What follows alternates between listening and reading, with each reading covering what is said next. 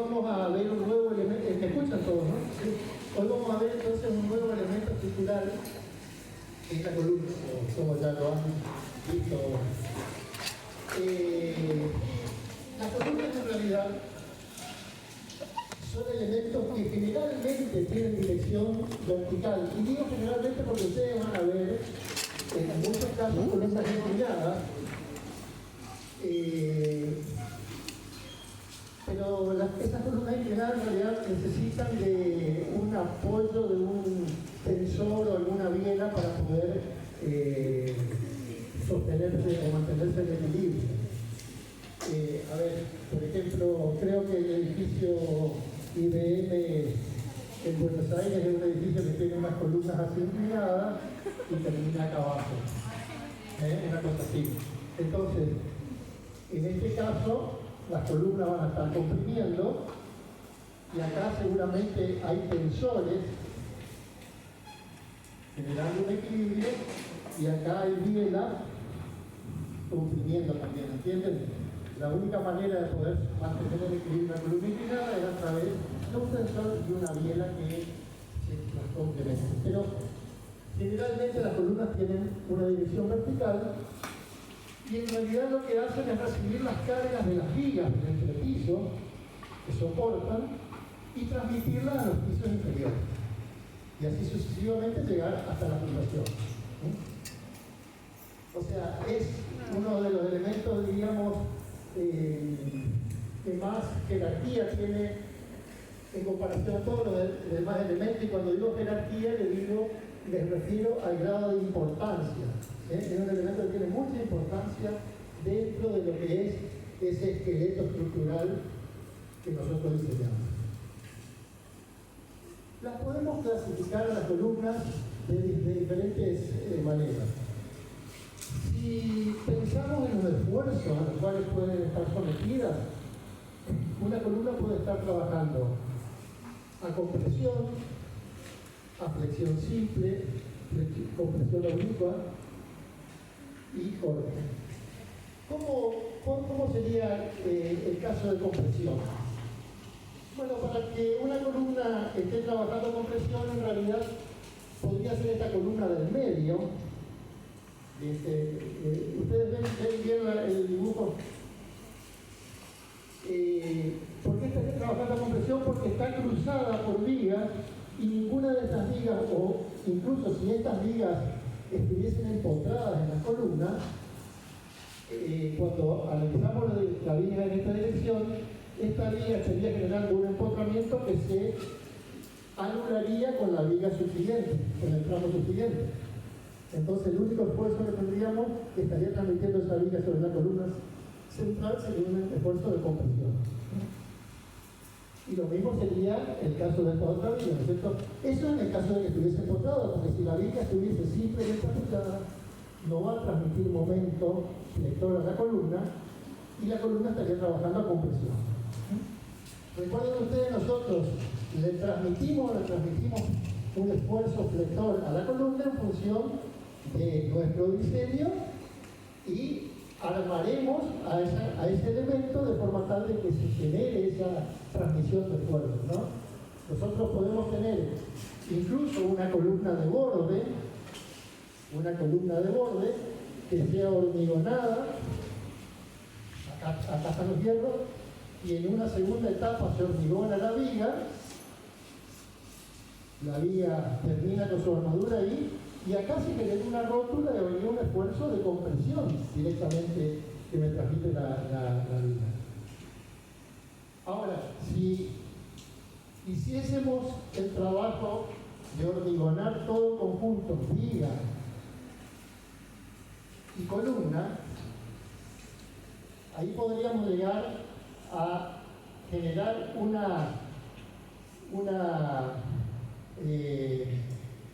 empotramiento de la armadura de la columna y un empotramiento de la armadura de la viga, de forma tal de que esto ya no sea una articulación, sino que sea un empotramiento. Y ahí sí me generaría la transmisión de la carga vertical de compresión más un flector. ¿Entienden? Eso nosotros vamos a determinar en nuestro diseño cómo trabaja el elemento, cómo afecta una viga sobre una columna, cómo afecta una columna sobre una base, cómo afecta una losa sobre una viga. Eso lo determinamos entonces.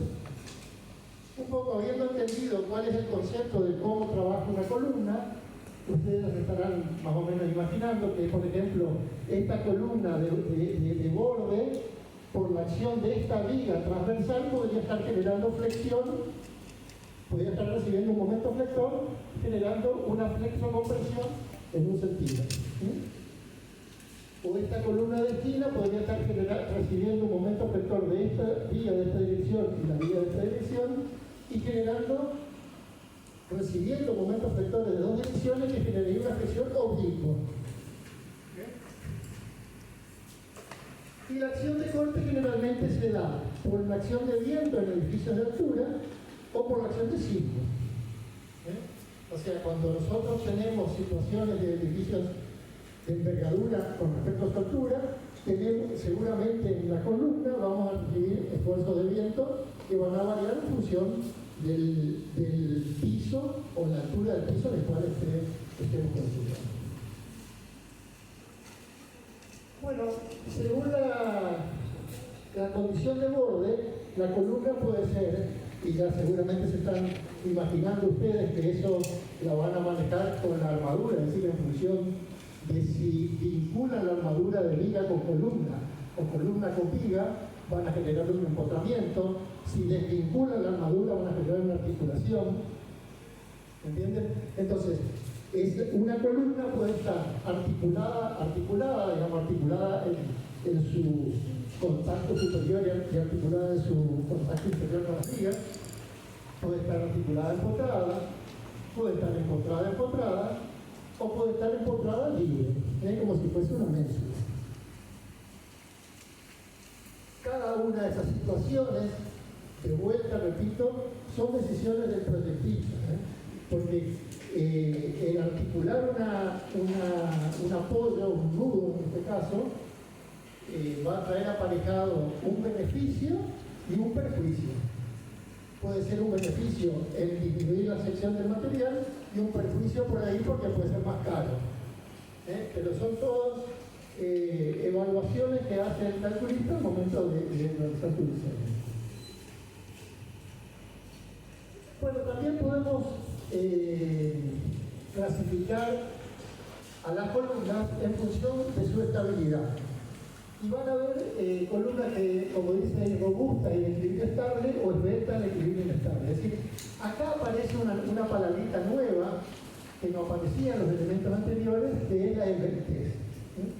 La esbeltez es una situación geométrica que afecta al elemento de la columna, que vamos a tener que considerarla en todos los casos, y obviamente cuando la columna cumple esa condición de ser esbelta, esa columna va a romper de una manera diferente que rompería si estuviese trabajando a compresión pura o si fuese una columna sumamente robusta. Todos se están imaginando cuando hablamos de una columna robusta de qué características sería y una columna esbelta qué características tendría, ¿correcto? Entonces, la columna es un elemento que hasta que nosotros no lo analicemos no sabemos cómo rompe. Por eso es que es una columna que tiene un alto grado de compromiso en ese esqueleto estructural que nosotros diseñamos.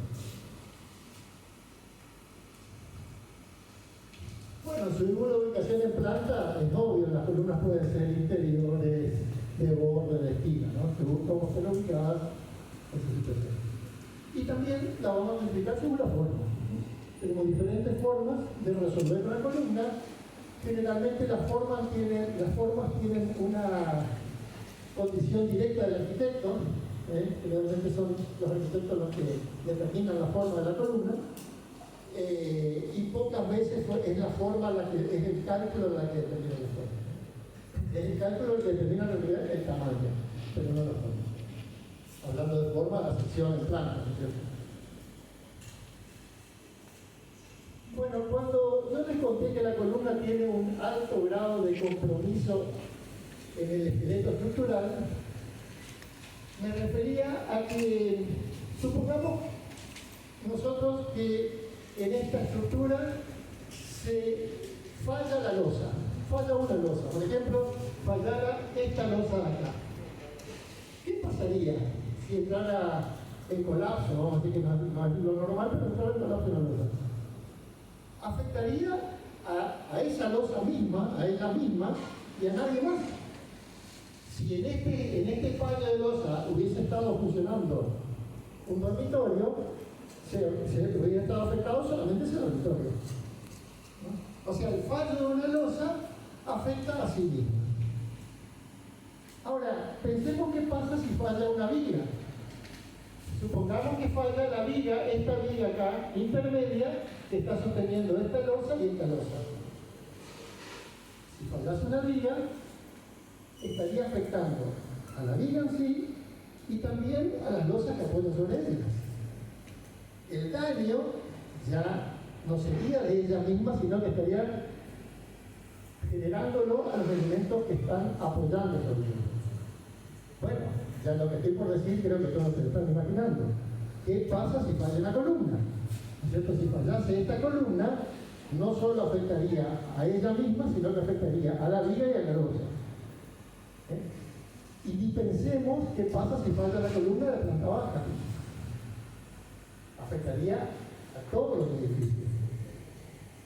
Ese coeficiente, ¿se acuerdan? Phi de 0,65, que era sumamente castigador, digamos, porque en flexión el coeficiente Phi vale 0,90, es muy benévolo. Ese coeficiente Phi tiene en cuenta este grado de compromiso que tiene la columna con respecto a los otros elementos. Bueno, a las columnas las vamos a tener que analizar desde dos aspectos. Vamos a tener que analizarlo desde un aspecto que vamos a llamar de primer orden y también desde un aspecto de segundo orden. Esto viene a colación a lo que les conté, que las columnas tienen, según su geometría, pueden ser de alta esbeltez o de baja esbeltez. Cuando nosotros dimensionamos una viga en flexión, no nos preocupaba cuál era la deformación final que tenía la viga, porque esa deformación final no afectaba a la solicitación de la viga en sí. Explico qué les dije ahora. Digamos, cuando nosotros tenemos una viga y la vamos a dimensionar a flexión, esta viga va a tener una longitud antes de ser cargada. Una longitud que vamos a llamar L inicial. Y cuando cargamos, cuando la sometemos a la carga, en el instante cero de someterla a la carga, el momento flector va a valer Q por L inicial al sobre 8. Momento flector que todos conocemos.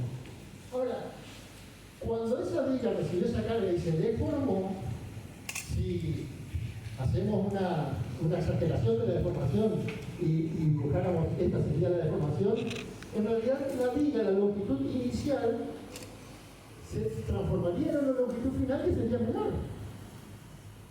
¿Entienden? O sea, el momento flector de esta viga deformada valdría Q por L final al cuadrado sobre 8.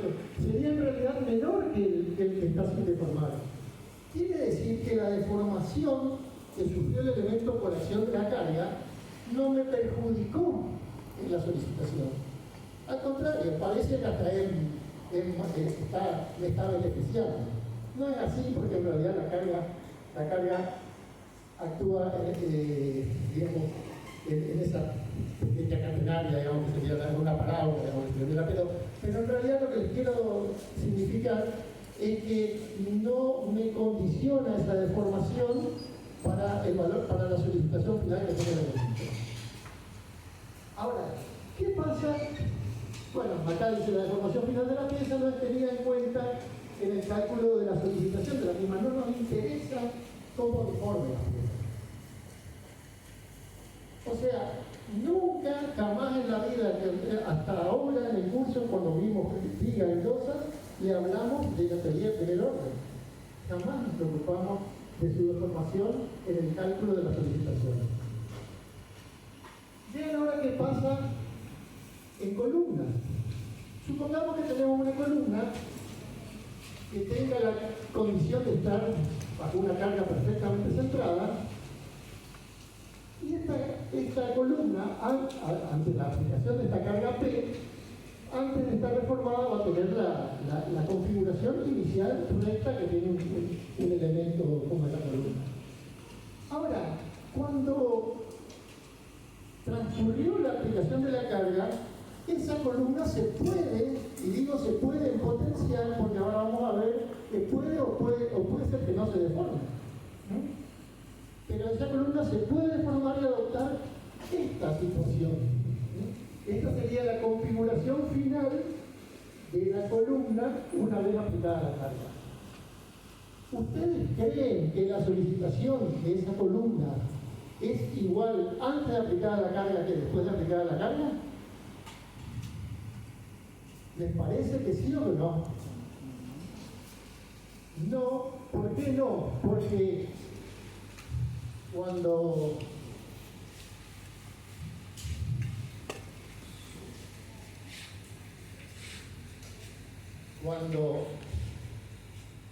la carga actúa antes de deformar, la carga está en el eje axial de la columna, y si viésemos la planta de una sección en planta acá, estaría actuando acá la carga, ¿no es cierto? ¿Estamos de acuerdo? Ahora, cuando se deformó esta columna, esta planta se fue, esta pieza adoptó esta configuración, y esta plantita se corrió acá, pero la carga acá arriba sigue estando acá. O sea, se generó una excentricidad adicional que no estaba contemplada, que no estaba prevista. ¿No? Entonces, esa columna, por acción o por un efecto de segundo orden, va a tener una solicitación que va a ser de compresión, que es la carga que está actuando, y aparte va a aparecer un flector que no estaba originalmente, que va a valer P por esa deformación adicional que tuvo la columna. Eso es lo que nosotros llamamos efecto de segundo orden. Y no podemos hacer como las vigas de no tener en cuenta la deformación final del elemento. En las vigas sí lo tenés, no nos importaba la deformación. En las columnas no. Y bueno, podemos tener columnas que tengan esta situación de una carga que esté con una excentricidad. O sea, que tenga lo que nosotros llamamos un momento inicial o momento de primer orden. Aclaro esto cuando se daría, porque generalmente no tienen idea de por qué aparece esa situación. Supongamos que tenemos de vuelta una viga y una columna, y esta viga, dibujo acá el diagramita simplificado, digamos, vamos a hacer una basecita acá y la viga acá. Esta viga, este pórtico, acá tenemos un momento flector, y ese momento flector se puede estar transmitiendo a la columna así o así, dependiendo si acá tenemos articulado y acá tenemos postrado. Pero este momento flector que me lo transmitió la viga en la columna, cuando nosotros lo graficamos, estamos poniendo la columnita y decimos que acá va a estar actuando una carga N, que va a ser la carga que está transmitiendo la viga, y va a estar actuando también un momento flector N, que es el momento que está transmitiendo la viga. ¿Cuánto vale el momento flector? La carga por la excentricidad. O sea que este momento flector M lo podemos reemplazar por N por E es igual a M. ¿Entienden? Por lo tanto, yo puedo representar esta viga, esta columna con una carga concentrada en un momento flector, o podría representar también esta misma columna con una carga concentrada y una excentricidad, es decir, esto es lo mismo que esto. ¿Entienden de dónde sale eso? Por eso llamamos momento de primer orden, porque ya está actuando ese momento.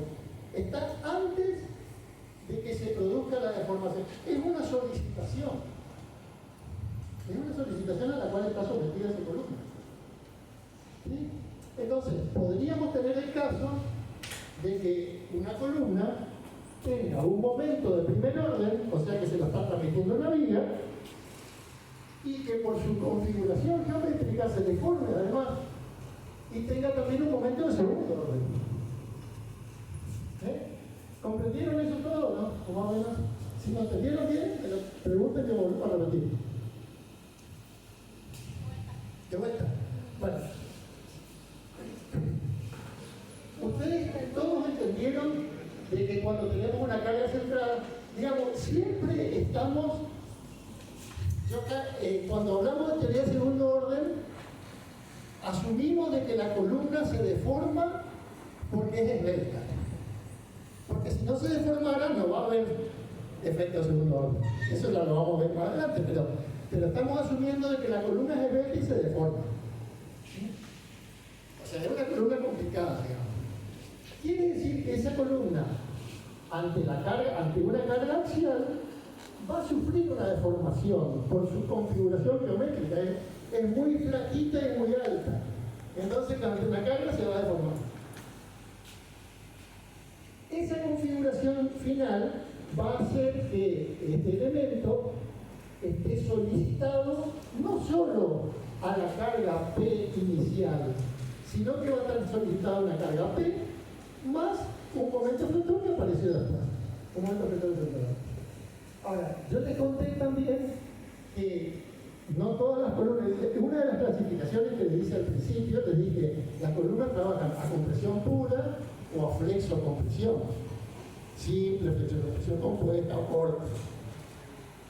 Esta columna, que yo les acabo de dibujar acá, que yo les mostré acá, en este pórtico, esta columna está trabajando a flexo-compresión. ¿Por qué? Porque este travesaño del pórtico está apoyando a la columna y le está generando compresión. Pero había sido que no solo está apoyando, sino que está transmitiendo un flector también. Entonces le transmite una carga de compresión y un flector. La representación de esto sería esto: una carga de compresión y un momento flector.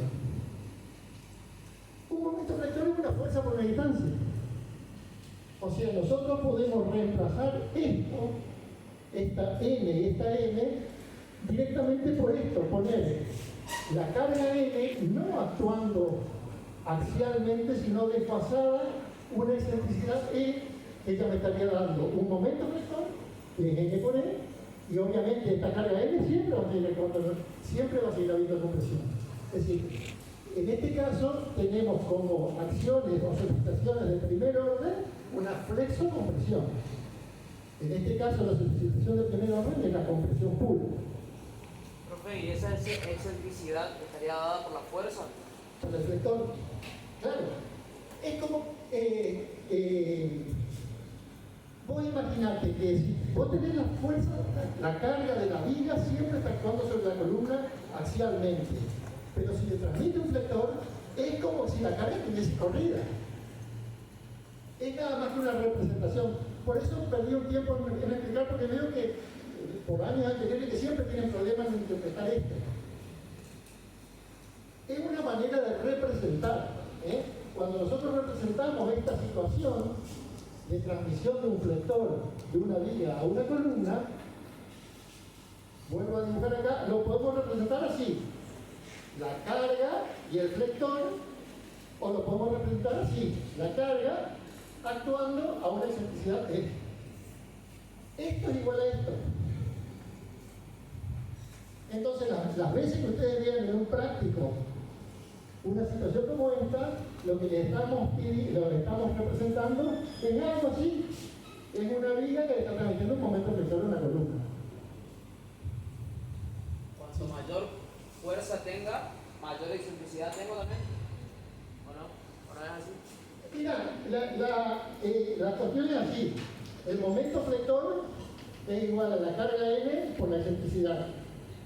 O sea, que la excentricidad va a ser igual al momento flector sobre la carga N. Si el momento es más grande, la excentricidad va a ser más grande, porque la carga siempre es la misma.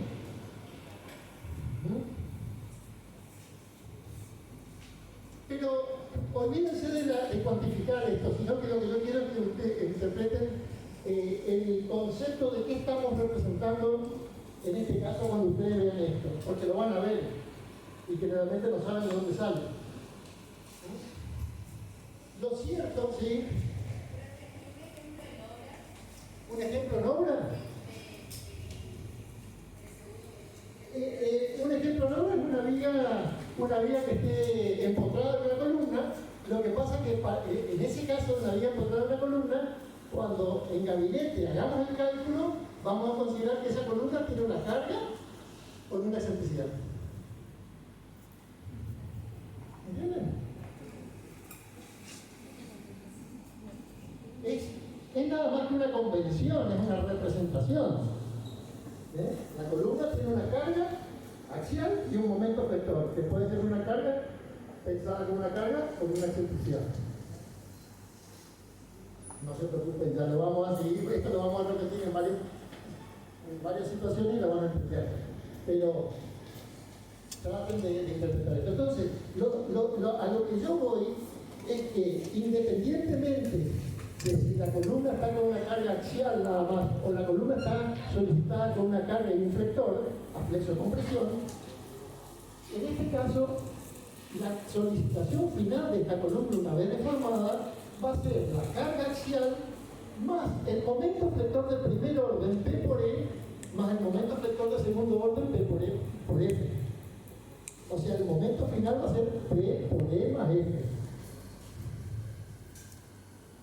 No podríamos calcular esta columna solamente con este momento flector inicial, porque este es un momento de primer orden. Si la columna se deformó, me va a estar generando un momento de segundo orden. ¿Entendimos? ¿Sí? Sí. Bueno. Sí. En función, entonces, de el hecho de que les conté de que una columna, si es robusta, no se deforma, por más que le metamos carga, no se deforma, y si una columna es esbelta, se deforma, las columnas pueden estar sujetas a diferentes solicitaciones. Por ejemplo, una solicitación podría ser esta: compresión pura. ¿Cuándo una columna va a estar a compresión pura? En principio tiene que ser robusta, porque si una columna es esbelta, aunque la carga esté actuando axialmente, va a deformarse. Aunque la viga no le esté transmitiendo un flector, va a aparecer un momento flector de segundo orden. Entonces, para que estemos considerando una columna con presión pura, tiene que ser una columna robusta que está sometida a una carga axial. La solicitación final es compresión. No pasa nada. Si esa misma columna no es robusta y tiene un grado de MT que le permite deformar, una posible solicitación de esa columna va a ser la flexo-compresión. Pero vean ustedes, y repito, soy insistente, apareció la flexión aunque en la carga original es una carga axial que aparentaba ser de compresión. O sea, yo les puedo decir a ustedes, o yo les puedo mostrar a ustedes y decirles, miren, tenemos esta columna sometida a esta acción, a esta carga N. ¿A qué esfuerzo va a estar trabajando esta columna? Y ustedes me van a decir, mire, profe, no sé, hasta que no sepamos su efecto, les puedo decir, porque puede ser que esté trabajando a compresión, pero puede ser que esté trabajando flexión-compresión porque le va a aparecer el efecto de segundo orden. Si le ponemos dimensión a esto, y dimensión exagerada para que sea didáctica, si hago esta columna así, y hago esta columna así,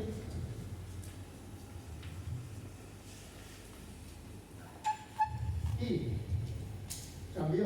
Lo que pasa es que nosotros representamos siempre con una línea. Nos olvidamos de que nuestros elementos son tridimensionales, tienen ancho, alto y profundidad. Entonces la línea generalmente tiende a confundir. Bueno, otra solicitación podría haber aparecido de vuelta. El momento de primer orden. ¿Qué me está representando esta condición? Que esta columna seguramente está vinculada con una viga que le está generando un momento efector. ¿Y cuánto vale el momento efector? N por E. Es un momento de primer orden. Pero N por E es un momento efector y además tenemos la acción de N que va a estar actuando comprimiendo la columna. Es decir, el hecho de que esté actuando un flector, que N me esté generando un flector, no significa que N ya se quedó dormida. Me sigue comprimiendo la columna. Hay flexo-compresión de primer orden. Porque está ahí, ya es un dato, es de primer orden, es el dato. Entonces, una columna robusta con un momento flector puede ser que no se deforme, ¿no? Y no necesariamente una columna robusta que esté sometida a un momento flector va a perder su configuración. Si es robusta, no. Se mantiene así y está sometida a una carga de momento flector de primer orden y N por E y un esfuerzo normal N de compresión. Y el último caso sería esta situación. Esta misma solicitación de la carga N con una simplicidad en un momento inicial, pero con una columna esbelta. Y en este caso, como la columna esbelta va a generar una deformación, y vamos a tener un momento de primer orden N por E y un momento de segundo orden N por F. O sea, el momento final de cálculo va a ser N por E más F. ¿Vieron ustedes que no podemos decir hasta que no analicemos la columna cómo está trabajando la columna? Nosotros podemos ver la columna, podemos ver la carga inicial, pero hasta que no analicemos su esbeltez no podemos decir nada. Porque esa columna, al estar sometida a una acción de segundo orden, nos va a manifestar esa acción de segundo orden a la vez que sepamos si es esbelta o no es esbelta. ¿Sí?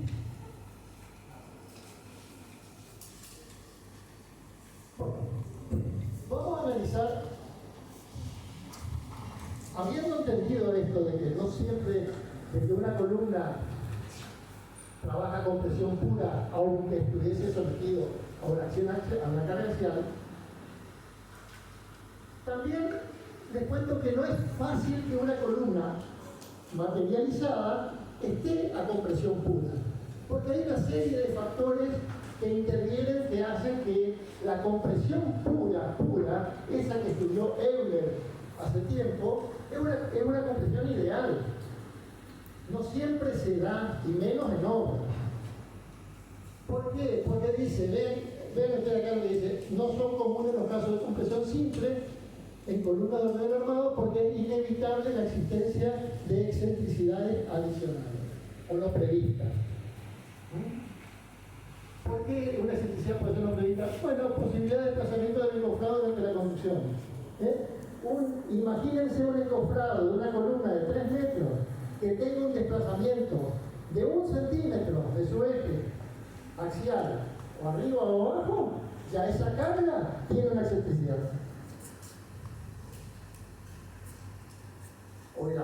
O la columna está bien a plomo, bien vertical, y la viga apoya un poquitito corrido a 1 centímetro, ya la acción de la viga está generando una excentricidad. El corrimiento de la armadura durante el hormigonado también genera una excentricidad, aunque parezca mínimo, pero son excentricidades que se van sumando. Es decir, nosotros cuando tenemos un encofrado y tenemos la armadura adentro, la armadura debiera estar perfectamente colocada con sus separadores para generar el recubrimiento necesario, ¿no es cierto? Y bueno, ahí la carga estaría actuando de manera axial. Pero si esta armadura durante el hormigonado sufre un corrimiento así, se pega acá, se viene acá, porque acá se trabó cuando estábamos compactando alguna piedra, trabó y corrió ya esta carga, las cargas, las acciones en los elementos, siempre buscan los lugares más rígidos, siempre van a tratar de acomodarse en los zonas más rígidos. Entonces, probablemente esta acción que viene acá, bien centrada, acá se la forma porque va a ir acompañando la zona de rigidez que la armadura está generando. Son excentricidades mínimas, pero son inevitables que se producen. Y no hay problema que se produzcan porque las tenemos en cuenta en el cálculo. No somos tan locos, digamos. Es decir, sabemos que se produce, sí, las consideramos, entonces bueno, que se produzcan. Tratemos de que se produzca lo menos posible, pero están contempladas. La heterogeneidad de la masa de hormigón también, es decir, cuando hacemos una canchadita de hormigón y un hormigón salió bien resistente y otro salió más o menos flaco, y otro resistente, otro flaco, y tenemos distintos hormigones. Por ahí acá tengo llenado un pedazo de hormigón por acá, y todo este sector es un hormigón bueno y acá un hormigón malo, y también genera distorsión en la acción de la carga. Entonces, son excentricidades que nos van a servir. Bueno, la invertez de la columna sabemos que es una excentricidad que se puede generar, y hay infinidades de situaciones que pueden generar excentricidades no previstas. Por eso es que se dice que la columna a compresión pura, no es una columna que la podamos materializar. No obstante ello, estudiamos la compresión simple, calculamos columna de compresión simple, pero tenemos en cuenta esa excentricidad.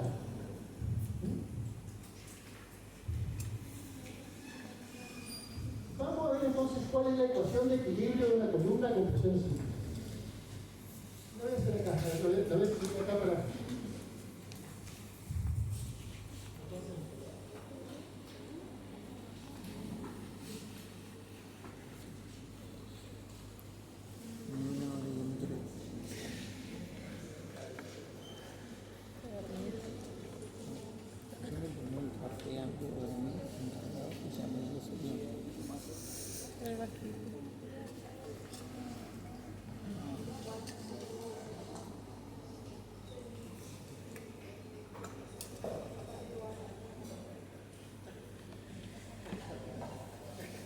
Miren, esta es una columna, ahora estamos hablando de compresión simple, ¿no es cierto?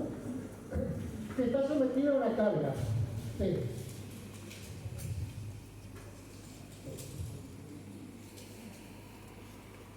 Y esta es la sección de la columna.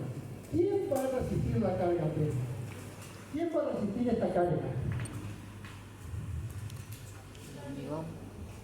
¿Solito? Y la armadura, el hormigón y la armadura. ¿Cómo sabemos cuánto resiste el hormigón? ¿Cómo hacemos para saber cuánto resiste el hormigón? Lean ahí la ecuación que les di. La sección del hormigón por la tensión del hormigón. ¿Estamos? Si multiplicamos sección por tensión del material, nos da las cargas que resiste ese material en esa sección. Kilonewton por metro cuadrado nos da un kilonewton. Entonces, la carga nominal, es decir, lo que realmente resiste esta columna, va a estar dada por el hormigón, pero la sección del hormigón la vamos a considerar sin tener en cuenta la sección de armadura. No sé cómo llamamos el hormigón a su P. ¿Cómo lo llamamos? A su P. Bueno, entonces, miren, la tensión del hormigón es esta última C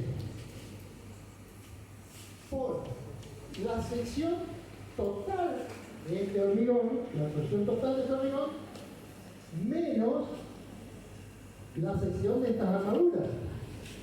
O sea, menos A sub S P. ¿Estamos de acuerdo que eso es lo que resiste el hormigón? Bueno, hay una cosita que tenemos que considerar en elementos comprimidos, y es la fluencia lenta. Y en elementos comprimidos, y en realidad en elementos deflexionados también la fluencia lenta aparece, pero ¿por qué aparece? Porque se produce en la zona comprimida. En la zona donde se genera la compresión, hay fluencia lenta. ¿Y qué es la fluencia lenta? Es el reacomodamiento de las partículas. Acá nosotros tenemos partículas, ¿no es cierto?, de piedra, arena, restos de aire, de cemento, todo acá metido. Ante la acción de una carga de larga duración, estos elementos se van reacomodando, los espacios vacíos se van cerrando, los mismos materiales se van plastificando, también se van apretando, o sea que este hormigón, por la acción de una carga de larga duración, varía su volumen. Esa es la fluencia lenta. Pero ¿qué pasa? Como acá está metida la armadura, cuando este hormigón quiere reducir su volumen por acción de fluencia lenta, se prende porque el hormigón está prendido a la armadura y le transmite parte de la carga de la armadura. La armadura evita la fluencia, digamos, es un recurso para disminuir la fluencia lenta, colocar la armadura en solo comprimido. ¿Me entienden? Entonces, como por acción de fluencia lenta el hormigón va a perder capacidad de resistencia, porque se le envía parte de la resistencia al acero, esta resistencia que nosotros estamos considerando en realidad no es tal, es un poquito menos. Y la estamos afectando de un coeficiente que llamamos lambda. Lambda por acción de la fluencia lenta. Por eso disminuimos un poquito. ¿Y quién más resistía la carga N, la carga P? Aparte del hormigón. La armadura, entonces, más Fs por A sub St. Ahí tenemos lo que resiste el hormigón más lo que resiste la armadura. Es la resistencia nominal, la carga nominal que puede tener una columna ante la acción de una satisfacción. Bueno, ahora, habíamos dicho que la compresión pura no existía y que había siempre excentricidades que no previstas. Entonces no podemos nosotros pretender que nuestra carga nominal sea esa, porque yo les dije, hay excentricidad no prevista y la tenemos en cuenta en el cálculo. Entonces, esta ecuación la vamos a afectar por un factor que llamamos psi, borro esto, n va a ser igual. A toda esta ecuación la vamos a afectar un valor que llamamos psi, que tiene en cuenta las excentricidades no previstas. Me voy a decir, este valor lambda vale 0,80, ¿no? ¿Cuánto? 0,85, ¿eh? El profe no se acuerda. 0,85. O sea, le disminuyó la resistencia al hormigón un 15%, por la acción de la fluencia lenta. Y este valor de excentricidades adicionales va a depender de si la columna es una columna con estribo simple o si la columna es una columna surchada. Y vale 0,80 y 0,85. 0,80 para columnas con estribo simple y 0,85 para columnas surchadas. Tienen buena. Voy a aprovechar y voy a copiarlo también como. Ahí está. ¿Sí? Bueno, pero vean ustedes que esa ecuación a la vez está afectada por el coeficiente de nivelación de resistencia, porque nosotros sabemos que la carga última tiene que ser menor o igual al coeficiente de nivelación de resistencia por la carga nominal. Esto era lo que teníamos en nuestra ecuación determinística que habíamos visto en función, que sirve para todos los elementos. Entonces, esta es la carga nominal. Nosotros necesitamos conocer cuál es la carga última que va a resistir nuestra columna. Entonces, para determinar la carga última, lo que tenemos que hacer es afectar por phi a toda la carga nominal. Phi por psi por todo lo que viene de medio. ¿Entienden? De ahí sale lo que nosotros llamamos la ecuación de equilibrio de una columna a compresión simple. Y va a tener diferentes valores, phi y psi y phi, según sea estribos simples o sunchos o sunchos. Uno se llama si y otro se llama fi. Para, por si están. Vean ustedes. Sí. El primero. Lambda. Vean ustedes para que tengan una idea de lo que estamos hablando. Si esta ecuación, la carga nominal, supónganse que sean el hormigón y la armadura me resista 100 kilonewtons. Vamos a suponer que determinamos que la sección de mi columna entre el hormigón y la armadura me resiste 100 kilonewtons. Por excentricidades adicionales, por este valor phi, habría que multiplicarlo por 0,80. ¿No es cierto? O sea que por excentricidades adicionales, ya estos son 80 kilonewtons.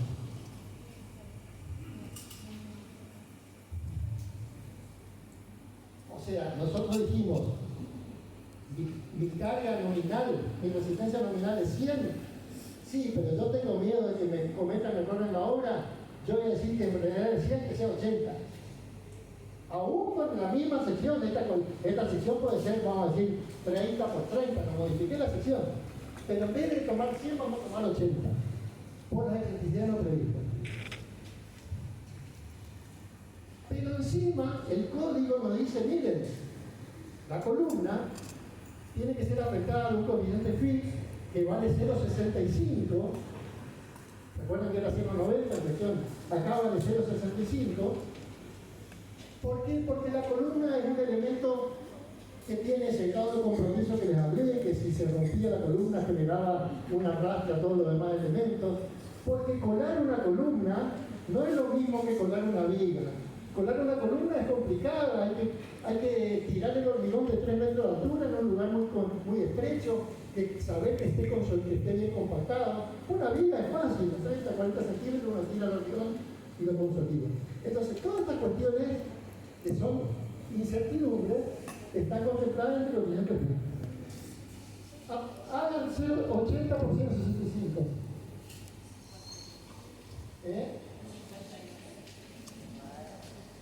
Miren, de lo que era la resistencia nominal de 100, nosotros nuestro cálculo decimos la columna resiste 52.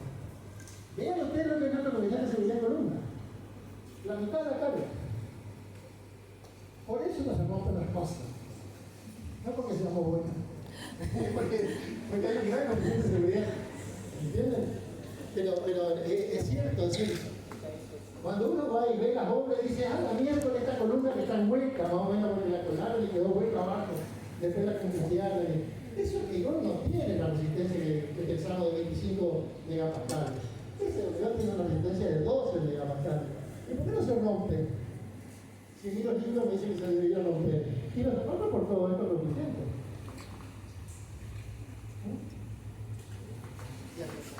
Entonces, la ecuación de equilibrio de una columna es así, de sencilla, digamos. Lo único que tienen que ustedes saber es cuánto resiste el hormigón, cuánto resiste el acero y aplica los coeficientes de excentricidad y de eliminación de resistencia.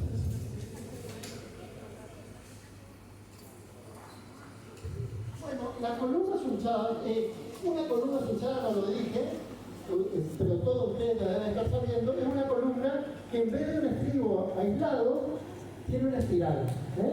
Esa espiral, ¿qué hace? Vean ustedes, el solo hecho de tener una espiral hace que en las excentricidades la columna sunchada, en la columna estilo simple le afectamos un 20% menos. La columna sunchada un 15%, o sea, somos más benévolos en la sunchada. Y en el factor de mineración de resistencia a la columna estilo simple le estamos reduciendo un 35%, o sea, 75%, y en el sunchado un 30%. ¿Por qué? Porque el suncho, esa continuidad que tiene el suncho, le confiere a la columna ductilidad. El viejo reglamento en realidad le confería un pequeño carga, un salto de carga. Decía, la columna sunchada tiene un delta de carga por acción del suncho. Y este nuevo reglamento dice, no lo vamos, sabemos que hay un delta de carga por acción del suncho, pero vamos a considerar que conviene solamente de utilidad. ¿Qué pasa? Cuando nosotros tenemos una columna hinchada que tiene esta espiral acá,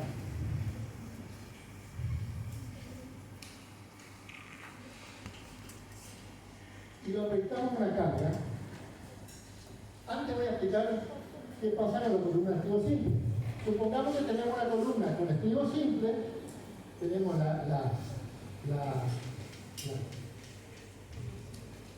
cuando le aplicamos la carga y la carga llega a la carga de rotura, esta comienza a descascararse el borde, acá salta el recubrimiento, y como no hay continuidad entre estribo y estribo acá, la columna colapsa, rompe. Ahora, en esta columna sunchada, tiene una modelo longitudinal, cuando le aplicamos la carga, primero salta, cuando la aplicamos a romper una columna, ¿cierto? Primero salta todo el recubrimiento. ¿Y qué pasa? El hormigón que está encerrado en el suncho, ¿qué va a querer hacer? Se va a querer expandir, se va a querer romper. Pero el suncho, ¿qué va a hacer? Lo va a abrazar. El suncho entra en fracción y el hormigón queda comprimido con un delta de compresión. Me mantiene un poco más la carga, no se me rompe. Me permite una mayor deformación. Por eso es que las columnas hinchadas son columnas que las utilizamos cuando tenemos cargas muy fuertes. Porque en realidad lo que necesita, repito, a ver cómo les puedo decir, hay un adicional de carga de resistencia, pero este reglamento no lo considera. Considera un adicional en la deformación. Y por eso no es bueno, por ejemplo, hay proyectos que mezclan en planta baja un edificio en altura, columnas sunchadas con columnas de estribo simple. No es bueno porque deforman al tiempo una de otra. Es bueno que si toda la estructura sufre una deformación, todos los elementos deformen de igual manera.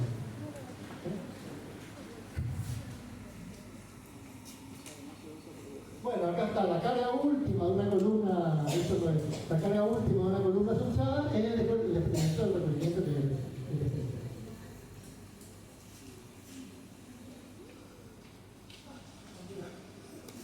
Bueno, vamos a ver. Hoy hablamos de velteo, vamos a ver en qué influye la velteo en nuestra columna. O sea, ¿qué es el pandeo? Todos hablan de pandeo y yo escucho y se me revuelve la tripa cuando me dicen la viga pandeó, la losa pandeó. No, chicos, por favor, no digan eso, nunca. La viga se deforma y deflecta. Hay una deflexión, la losa deflecta. La columna es la única que pandea, un elemento de compresión es el único que pandea. ¿Por qué? Porque es el único elemento que está sometido a ese efecto de segundo orden. El pandeo es un efecto de segundo orden. Eso es lo que estuve hablando al principio. Entonces, desterramos el vocabulario de los edificios pandeo. Por favor. Bien. Entonces, ¿qué es el pandeo? Es, por definición, lo que dice ahí, la pérdida de la configuración inicial de la pieza. Sencillo, la pieza tiene una configuración, por acción de la carga, pierde su configuración. ¿Cómo pierde ahí? Se deforma así. ¿Qué pasa? Vean ustedes, si tuviésemos dos columnas de igual sección, S1, y una fuese más alta que otra, es probable que esta carga P1 sea menor que esta carga P2, es decir, esta columna rompa a una carga menor que esta columna, aunque tenga la misma sección S1. Por eso es que la columna nunca la podemos ver desde la sección, hay que verla desde todo, de sus tres dimensiones. Para poder entender qué es el pandeo, vamos a comenzar a comprender qué es la longitud de pandeo. Y la longitud de pandeo, dice la definición, es la longitud de la semisinusoide que se genera por acción de la carga. ¿Qué es la semisinusoide? ¿Se acuerdan ustedes que la sinusoide es una cosita así? Toda la función seno. La semisinusoide es una mitad, es un arco. Entonces, cuando nosotros, por ejemplo, tenemos una columna que está articulada, y le aplicamos, y esa columna si fuese esbelta, o sea, se deformara, si le aplicamos una carga, la deformación va a ser de este tipo, es decir, la semisinusoide de la deformada va a ser a todo lo largo de la columna. Por lo tanto, nosotros en ese caso podemos decir que la longitud de pandeo va a ser igual a la altura de la columna, porque el valor que afecta a la longitud de pandeo, que es K, vale 1, siendo la longitud de pandeo K por H. Bueno, H tiene que ir de acá a acá, está mal en mi gráfico, pero siendo la longitud de pandeo K por H, como K vale 1, la longitud de pandeo es igual a la longitud de la columna. Ahora, vean ustedes, si la columna... Ese K es por los vínculos, ¿no? Por los apoyos. Claro, porque es articulado. ¿Y qué pasa al ser articulado? Gira. En una articulación, el nudo gira. En un empotramiento, el nudo restringe su giro, no puede girar. Entonces, estamos viendo tu pregunta, va a depender de qué tipo de vínculos tenga la columna y para poder determinar cuál va a ser su longitud de pandeo. Porque las deformaciones son distintas. Porque las deformaciones son distintas. Como lo estamos viendo acá, vean ustedes, si la columna fuese empotrada, articulada, este empotramiento restringiría el giro que tenía acá. Entonces, al restringir el giro, ya la semisinusoide tiene esta longitud nomás. No tiene la longitud total de la columna, es un poquito más corto. ¿Y cuánto vale? Y vale 0,70. Cuando es articulada, empotrada, vale 0,70. Entonces, la longitud de pandeo ya no va a ser la altura total, sino va a ser el 70% de la columna, va a ser más chica. ¿Y qué pasa si fuese empotrada? Tendríamos restringido tanto el nudo superior como el nudo inferior en su giro. Entonces la semisinusoide ya va a ser un poco más chica que esta. Porque acá no me permite girar como me permitió girar acá. ¿Cuánto vale acá? 0,50. O sea, si la columna está empotrada, la longitud de pandeo va a ser la mitad de su altura. Y después tenemos el caso, que nos vamos por el otro lado, el caso de una columna en ménsula, una columna empotrada y libre. Ven ustedes, la semisinusoide de esta deformada sería esta. Esta es toda la deformación de la semisinusoide. ¿Cuánto valdría? 2 veces la altura. O sea que para el cálculo de nuestras esbeltez, si una columna está articulada, es más peligrosa, podríamos decir, que una columna que está empotrada, porque tiene esta una longitud de pandeo más grande que esta. Y esta es la más peligrosa de todas, la empotrada libre. Profe, ¿qué caso sería empotrada libre? Empotrada libre, bueno, se puede dar, por ejemplo, un mástil, sí, totalmente. Gracias. No me venía a ver un mástil. Eso lo tenía pensado hace rato, pero no, pero hay pórticos, hablando en serio, hay pórticos que están restringidos en una dirección y tienen libertad en la otra dirección. No se me viene el caso ahora en este momento, pero hay casos de libertad.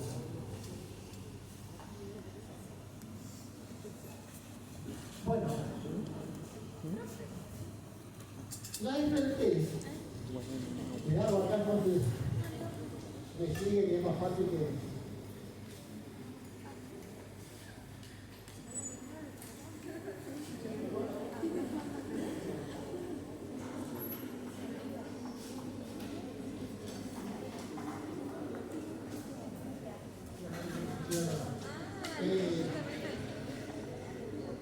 La esbeltez la vamos a denominar con la letra lambda. Y nosotros decimos que la esbeltez va a ser igual a la longitud del pandeo sobre el radio de giro. Longitud del pandeo sobre el radio de giro. Supongamos que tenemos una columna que tiene una sección B de ancho y H de alto.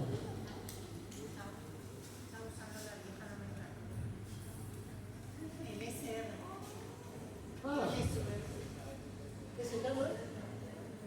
¿Cómo le Gracias. Sí, estoy usando el viejo reglamento 1 todavía, yo tengo una mezcla de reglamento.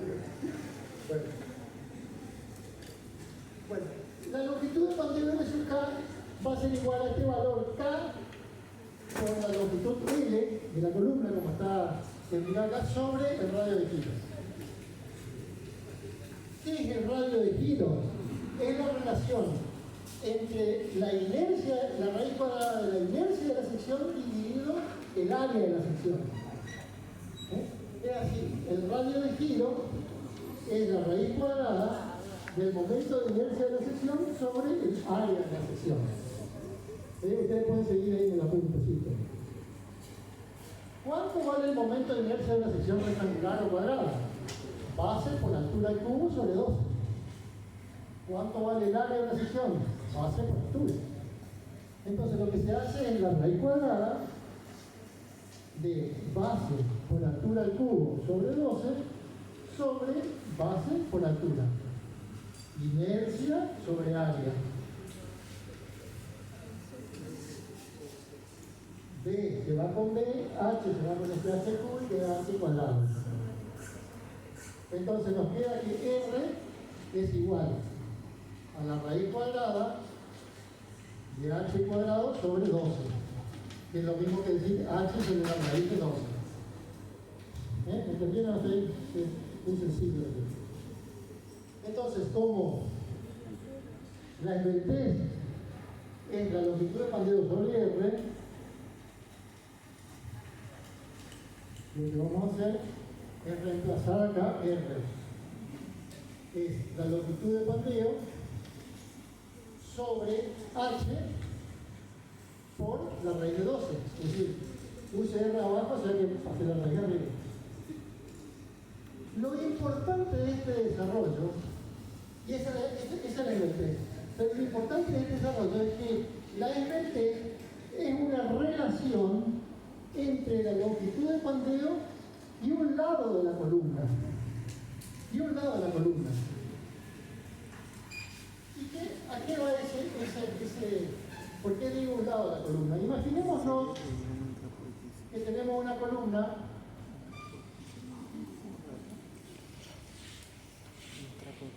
así, de esta característica, de esta dimensión. Y yo analizo la longitud de pandeo en esta dirección. Y analizo la longitud de pandeo en esta dirección.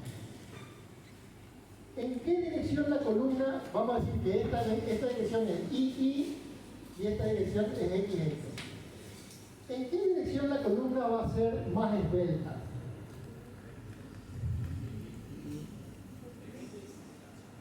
¿Cuál? X. O sea, la columna va a querer, ante la acción de una carga, esta columna va a tender a deformarse. Si es esbelta, más es lado. Ahora, si yo les digo que esto no es tan cierto como me dijeron, ¿no es así? Porque vean ustedes, supongamos que esta columna en el sentido X esté empotrada, en el sentido X esté empotrada, y en el sentido Y esté empotrada libre.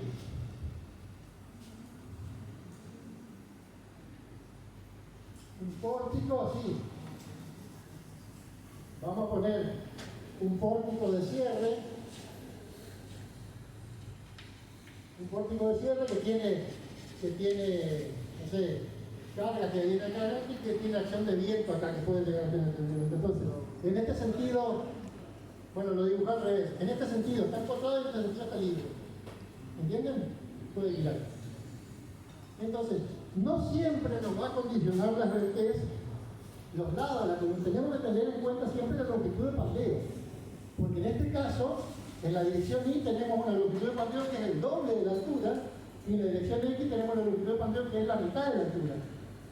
Puede ser que esta columna esté generando una acción de segundo orden en la dirección que nosotros creemos que no va a generar.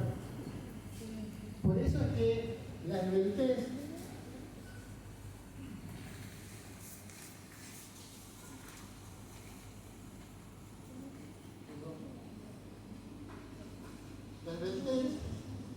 está en función de la longitud de pandeo y de H. Y esa longitud de pandeo está en función de los vínculos que tiene la columna.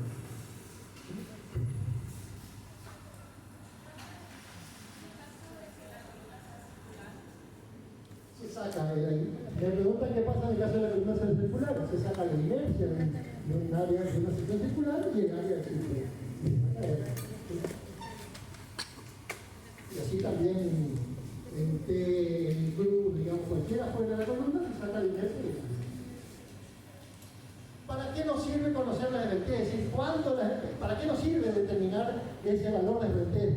Ese valor de RT le cuento es adimensional. Uno determina el valor como es L sobre R, es altura sobre un lado, es centímetro o metro sobre metro, es adimensional.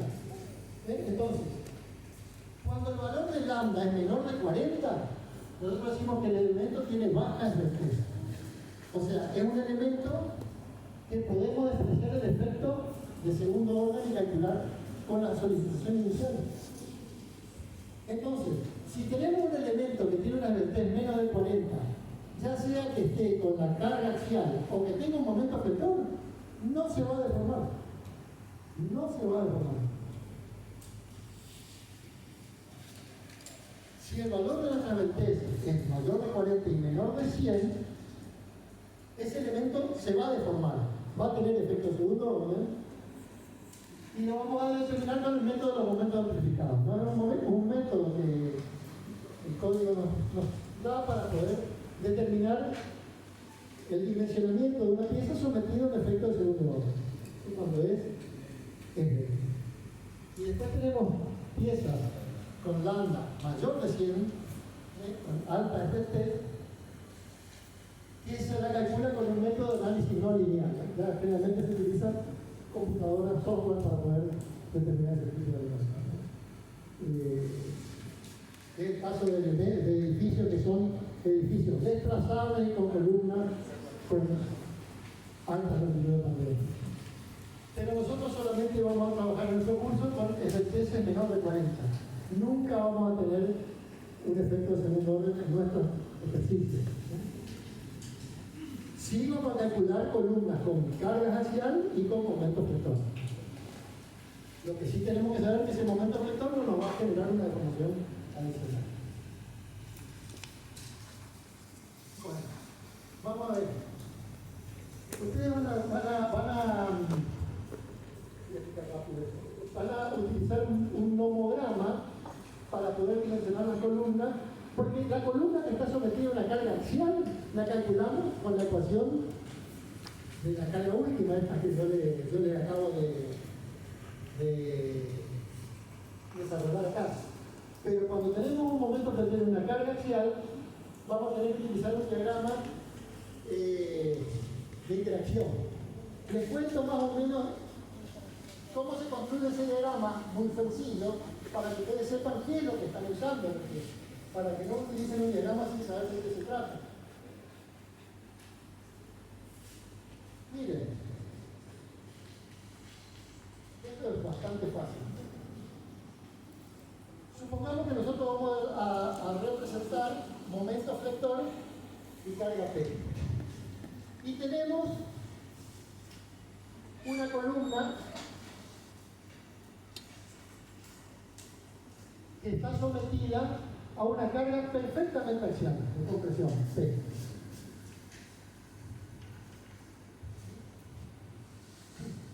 No hay efecto segundo orden. ¿Cómo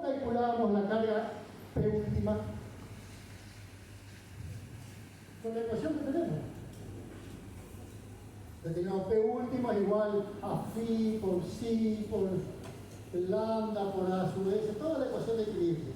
Y determinamos que el valor de la carga P última. ¿Cuánto vale el momento de esta columna que no tiene efecto de segundo orden? ¿Cuánto valdría el momento de esta columna sometida a una carga axial sin efecto de segundo orden? Tienen cualquier valor.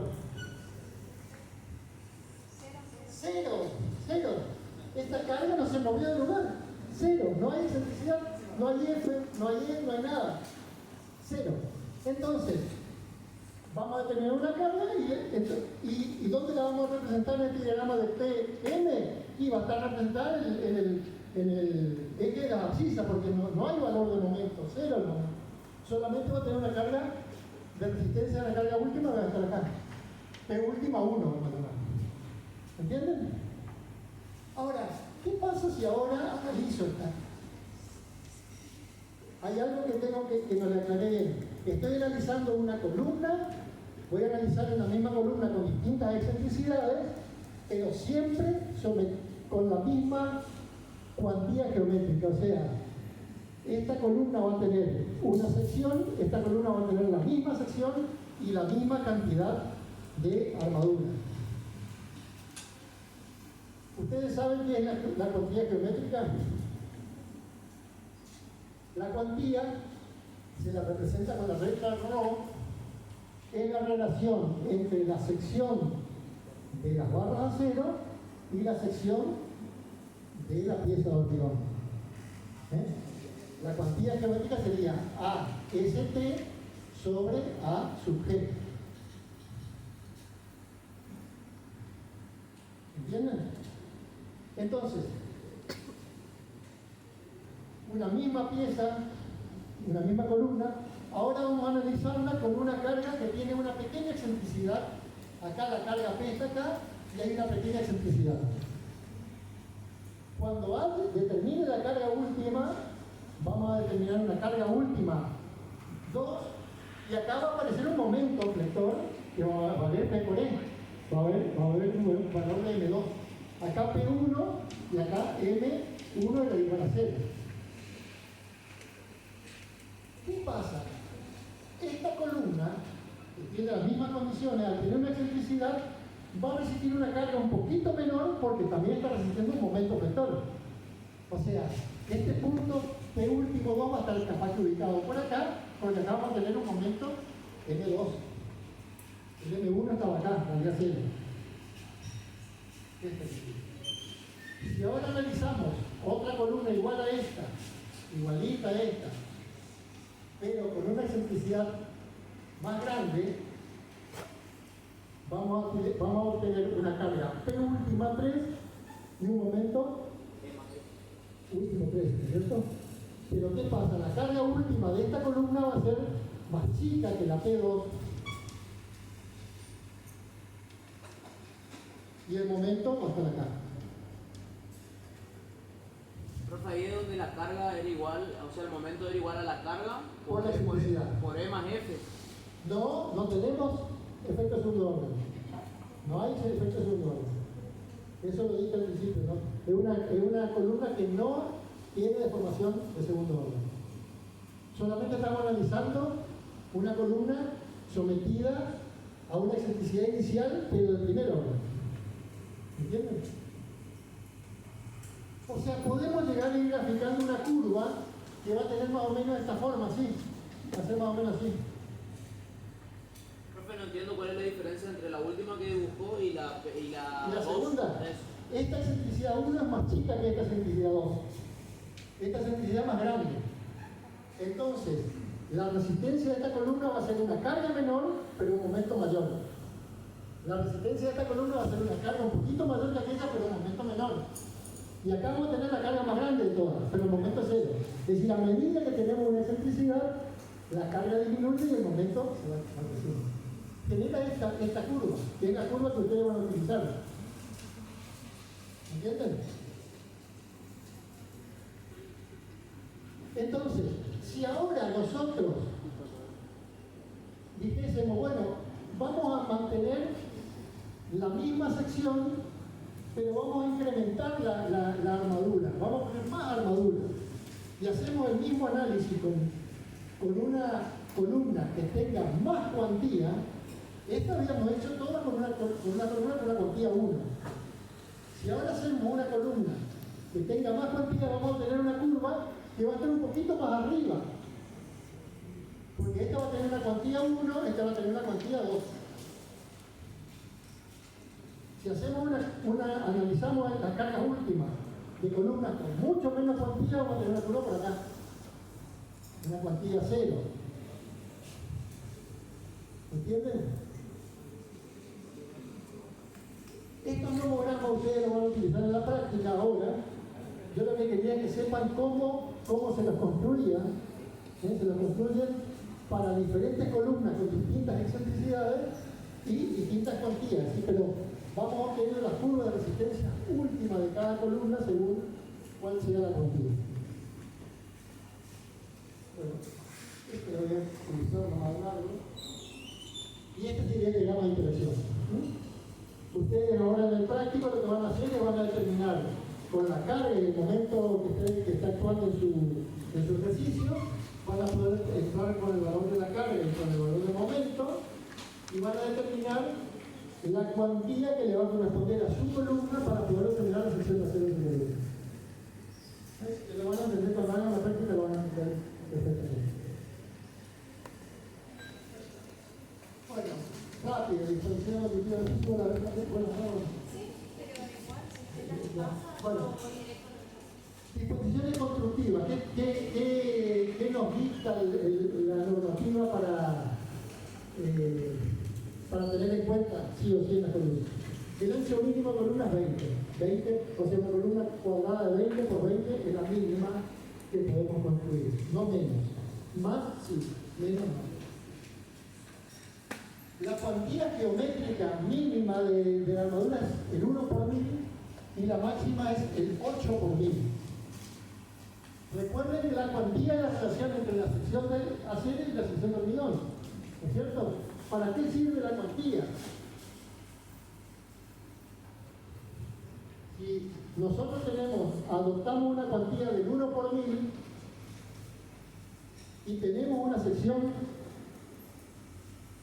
de hormigón, digamos, de 20 por 20, ¿es cierto? Supongamos que este es 20 por 20, nosotros podemos decir que la sección de acero va a ser igual a la sección de hormigón por 0,01. Así sacamos la sección de acero necesaria.